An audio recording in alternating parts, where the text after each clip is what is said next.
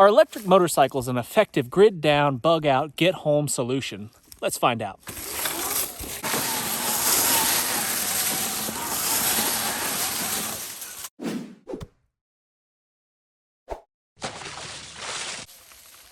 Two things that I think are really cool about these electric motorcycles. One is they're a lot more quiet than a regular gasoline-powered motorcycle. Significantly quieter. They do make sounds. They have a very distinct kind of whiny sound.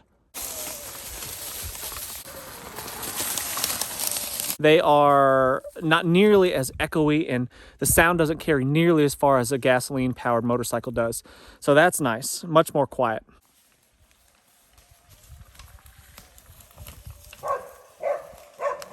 The second thing is you could pick them up and carry them over a log, so they're a truly all-terrain vehicle. I could literally ride straight through the woods. They're very small, very lightweight. I could pick it up over obstacles all day long. It's not a problem. I could go literally anywhere with these things, so that's really, really cool. I do like that a lot.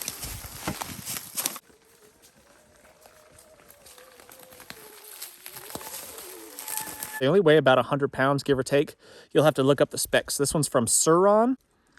There's Suron. They're light enough to pick up. One person could put it in the back of a truck and strap it down really, really easily. It'd probably mount in a typical bike rack, the ones that kind of mount to the hitch on a truck. That would work really well for an SUV or something like that, or a car.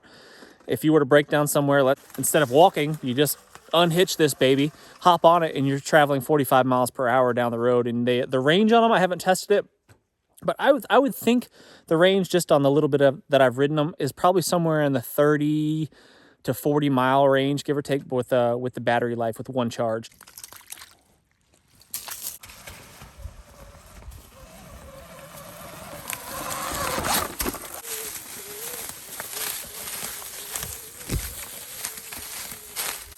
Maintenance on these is also pretty low. There's no oil changes, there's no air filters, there's no carburetors, none of that stuff. So all you got to do is just maintain the battery for the most part. I mean, I guess tires and that sort of normal wear and tear stuff like brakes is going to be a thing, but it's much less maintenance as far as motorcycles go compared to a gasoline powered bike. In a grid down situation where gasoline is not available, these could definitely be charged with solar panels. 100% sure on that one. So that's definitely a cool factor there. Put a solar panel out in the sunshine, charge this puppy up, and then you've got 30, 40 more miles of range that you can travel on this thing. Weight capacity is a little bit low. I weigh about 175 pounds, and I don't know what these are rated for, the current suspension on them, because basically it's just like a downhill bicycle that they've strapped an electric motor to. So there is a weight limit on them. If you're a bigger guy over 200 pounds, you might have to do something to beef up the suspension a bit on this particular model. So if you want to haul gear, if you're wearing a backpack, all of that stuff, you can't really strap a whole lot of gear to this thing like you could, a motorcycle. These have a little over 300 miles on them, 335 miles on them, which is quite a bit, but, and we haven't had any major issues other than some just little stuff, but that's from abuse. So we've dropped the bike. If the brake levers are pressed at all, the bike won't go. So that's like a safety feature, I guess, that I don't like. I think that's stupid, but if the brake is pushed in at all, you can't go. No go whatsoever. And then after dropping them a couple times, things have gotten bent a little bit, and this is pushed in just a little bit, and that caused it to not work.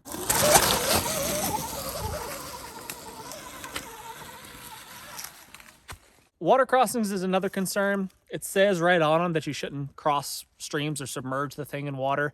I've crossed small creeks. Obviously, you saw me cross one there, and I've crossed a deeper one too that was probably the bottom of the motor. Bottom of the motor was in the water, and I didn't have any issues, so it's sealed up well enough. I've ridden in the rain and had no issues with that.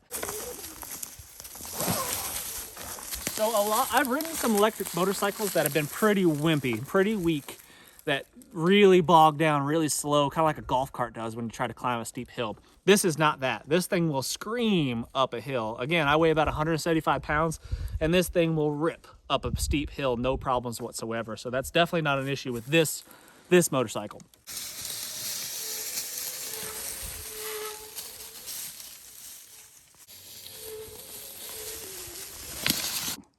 It's got a headlight, so you can ride it at night. That's pretty handy. It's got a tail light, not a brake light, but it's just got a red tail light. It's not street legal in its current configuration, but I think you can do something to them to turn it into a moped. Something about putting pedals on it, I don't really know, but you could do some research on that and figure out what it would take in your state, because all states are gonna vary. But currently not street legal in this configuration. But and then as far as like bike trails and things like that, if you could take one of these on a bike trail, I don't know if you'd get away with it because it's more motorcycle than bike. It doesn't have any pedals, so you may get busted for that. I wouldn't recommend it, although it'd be really fun. Now, as far as like the EMP situation, would this bike be affected by an EMP? Probably. I mean, it's fully electric. It's all electrical. So I'm guessing that it would probably not function well after a large EMP event. Some of you experts out there could probably tell me different. So you might want to do something to protect it, keep it in some sort of metal building to keep it safe. So for a bugging out situation, I don't think this is the best option unless you have a very short distance to bug out to and you've got a way to charge it at the location you're heading to. For getting home, if you could put this in the back of your truck, on a bike rack on the back of your SUV, that's really cool. I don't know if you'd want to keep it on there all the time because the likelihood of it getting stolen, that could be a thing. But as far as the grid down situation, power's been out. You got a few solar panels set up to charge this thing up. You can no longer get gasoline. I think that would be a really, really handy thing to have around, something like this. You can carry a backpack really, really easily. If I had to go 30 miles with a backpack on walking, that would be rough, 30 miles with a backpack.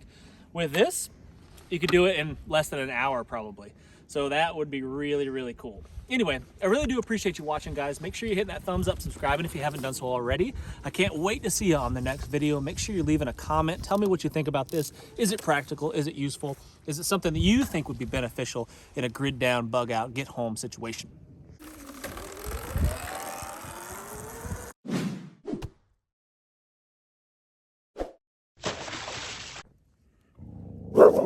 Maggie, Maggie, out of there. Maggie, back it up.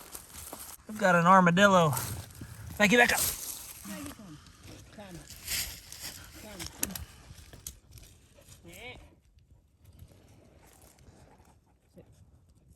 Maggie found us an armadillo, and if this is a survival situation, yes. Armadillos do carry leprosy. They've been known to have leprosy, and I think it's mostly located on their little feet, like in between their toes and stuff. They carry, I don't know if it's a bacteria or a virus, whatever it is, leprosy is. But anyway, if I was going to eat that armadillo, I would. This is not the first time I've encountered an armadillo and thought about eating it. I've actually did this when I was in Louisiana. We tried to smoke an armadillo out of a hole. It didn't work, but we were going to roast it over the fire. I was basically going to scorch it over the fire in an attempt to kill any leprosy that might be on it and not eat its feet, clearly.